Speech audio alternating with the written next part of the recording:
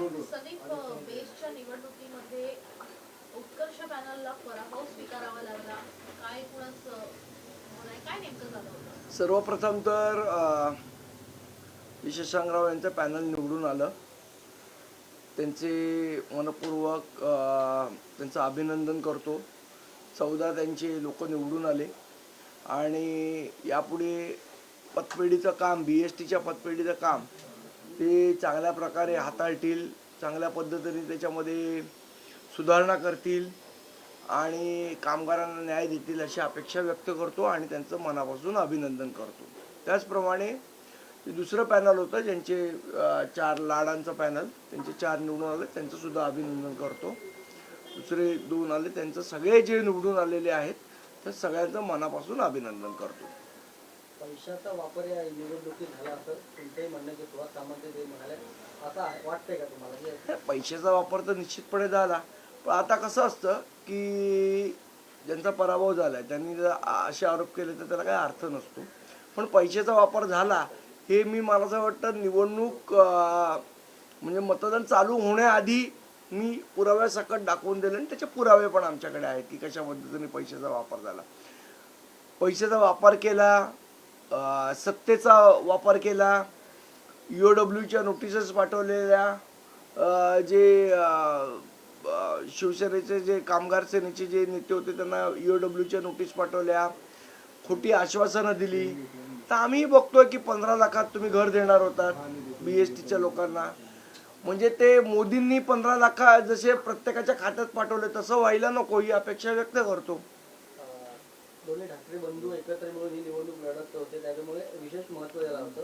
जागा एकही मिळाली नाही, त्याच्यामुळे प्रसाद लाडांनी आरोप केला की ठाकरेंना मुंबईकर स्वीकारत नाही किंवा ठाकरे बँड चालणार नाही. मला असं वाटतं आता कसं आहे, जिंकल्यावर थोडं हळद्या अळकुंडाने पिवळे होणारे लोक आहेत, त्याच्याबद्दल काही वाद नाही. स्वतःचे 4 आले, दुसऱ्याचे 14 आले, तरी त्याच जोशाने जर बोलत असतील तर मला असं वाटतं त्यांनी पण आत्मपरीक्षण केलं पाहिजे की एवढा गाजावाजा करून, एवढे करोडो रुपये वाटून आपले 4च का आले याचं आत्मपरीक्षण करायला पाहिजे. प्रसाद लाड पुन्हा एकदा रिचेकिंगसाठी त्यांनी अप्लाय केलाय. त्यांचं म्हणणं आहे की आमचं पॅनल हे निवडून येऊ शकतं आणि म्हणून त्यांनी पुन्हा एकदा फेर मतमोजणीसाठी अर्ज देखील दाखवला. चांगलं आहे ना. त्यांना जर एखाद्या गोष्टीमध्ये शंका असेल तर मतदानामध्ये अर्ज करणं, फेरमोजणी करणं हे सगळे लोकशाहीने दिलेले अधिकार आहेत आणि ते जसे त्यांना त्या अधिकाराची जाणीव आहे तसे दुसऱ्यांनाही त्या अधिकारात हे त्यांनी लक्षात ठेवायला पाहिजे मतांची चोरी करताना.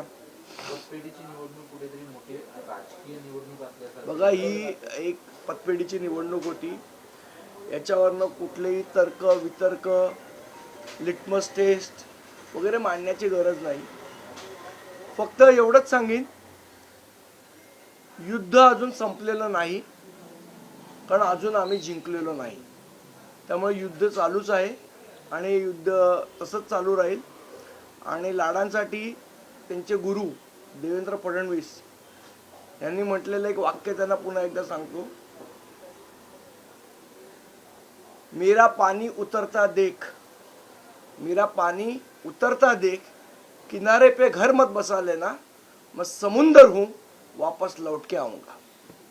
धन्यवाद. संदीपजी, तुमच्यावर थेट तुमच्या नावाने तुमच्यावर आरोप करण्यात आलाय की संदीप देशपांडे नवीन कोंबडा आहे सकाळी उजवणारा, त्याला संजय राऊत चावला, असं प्रसाद लाडांनी तुमचं नाव घेऊन केलंय. प्रसाद लाड माझे मित्र आहेत आणि ते जे बोलले आहेत की कोण कोणाला चावलं ते मला असं वाटतं येणाऱ्या दिवसात कळेल.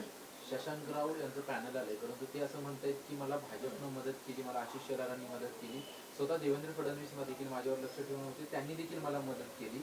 याकडे कशा पद्धतीने पाहताय? भाजपला क्रेडिट दिलेलं नाही, मला असं वाटतं कसं आहे बघा, इलेक्शनच्या पडद्याच्या आड अनेक गोष्टी होत असतात. त्यातली शशांकरावांची गोष्ट असू शकते, त्यांना मदत केलेली असू शकते आणि ते जर स्वतः म्हणतात तर मी नाकारणारा कोण? सर, आता या निवडणुकीमुळे भाजपचं असं म्हणणं आहे, प्रसाद देखील स्वतः म्हणतायत की मुंबई महानगरपालिका निवडणूक, बघा मी तुम्हाला सांगतो, पतपेढीची निवडणूक आणि मुंबई महानगरपालिका निवडणूक ह्याचं कंपॅरिझन होऊ शकतं का? चा विचार केला पाहिजे प्रत्येकाने. मुंबई बँकेची निवडणूक आणि महाराष्ट्र राज्याची निवडणूक सारखी असते का हे एकदा प्रवीण दरेकरांनी पण सांगावं.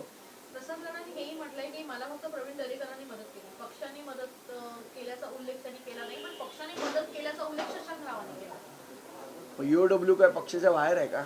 गेल्या 7 वर्षात ज्या पॅनलने काम केलं किंवा शशांकराव आरोप करतात ते भ्रष्टाचार केला, तर त्याचा धक्का आपल्यालाही पडला असं तुम्हाला मागत केलं असं वाटतंय? नाही बघा, कसं महाराष्ट्र नवनिर्माण सेनेने पहिल्यांदाच पतपेढीची निवडणूक लढवलेली. आमची सदस्य संख्याही कमी होती हेही आम्ही मानतो. त्या मनाने आम्ही खूप चांगली फाईट दिली.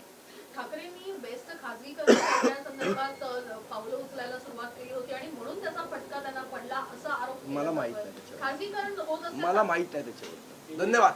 थँक्यू. थँक्यू. थँक्यू.